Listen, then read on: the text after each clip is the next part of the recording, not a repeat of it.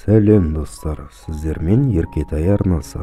Арнамызға лүпіл басып, тіркеліп қоңыраушаны баса кетіңіздер. Қазақ арнасының дамуына қолдау білдіріңіздер. Баяғыда бір келіншек күйеуінің адалдығына көз жеткізгісі келіп, төсектің астына жасырынып қалады. Себебі олардың арасындағы бірнеше жылға созылған некесі екеуінің сезімінің көмескілеуіне ықпал еткендей болды. Мұны көрген келіншек оның өзіне деген сезіміне, оның өзін шексіз сүйетініне күмәнмен қарай бастады. Оны тастап кетсем, не істер екен деген ой оның санасын жаулап алады. Өзінің сүйіктісінің көзқарасын анықтау үшін келіншек оған хат жазады.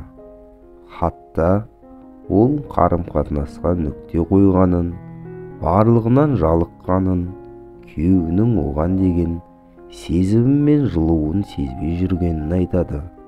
Осылайша бұл хатты ол төсектің үстіне қалдырып, өзі кереуеттің астына тығылып қалады.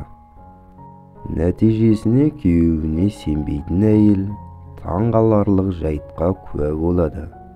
Үйіне келіп хатты оқыған жары көңілденіп кетеді. Телефонына үңіліп, біреудің нөмірін тере бастайды. Ал күйеуінің телефонмен айтқан әңгімесі жас келіншекті тіпті есеңгіретіп жібереді. Қымбаттым, сәлем, мен саған бара жатырмын, сенесің бе? Ол менің көзіне шөп салып жүргенімді сезіп қойды. Құдайға шүкір, әйтеуір өзі кетті-ау. Құдайыма онымен арадағы қарым-қатынас қателік болған. Одан құтылдым. Сенімен бірге болатыныма сене алар емеспін, деді ері бейтаныс қызға. Қатты ашуланған әрі таң қалған әйел төсек астында бірнеше минут қозғалыссыз жатады. Оның бұлай қателесуі мүмкін бе? Неге шалыс бастым екен? Деген ойлар мазалап қоймады. Аз уақыттан соң күйеуі бөлмеден шығып кетеді. Көз жасын тоқтата алмаған әйел әп-сәтте өзінің жалғыз қалғанын сезінеді. Дегенмен оның назары төсектегі тағы бір хатқа түседі. Жан жарының қоштасу хаты деп түсінген келіншек оны оқи бастайды. Менің ақымағым сол, күнім. Келесі жолы менімен бұлай ойнағың келсе, төсектің астынан башпайларың шығып жатпасыншы.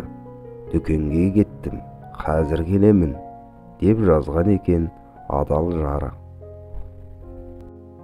Күйеуінің адалдығына көз жеткізгісі келген келіншектің әрекеті көпке сабақ болар. Видеоларымызды өткізіп алмау үшін арнаға тіркеліп, қоңыраушаны басуды ұмытпаңыздар. Қош сау болыңыздар.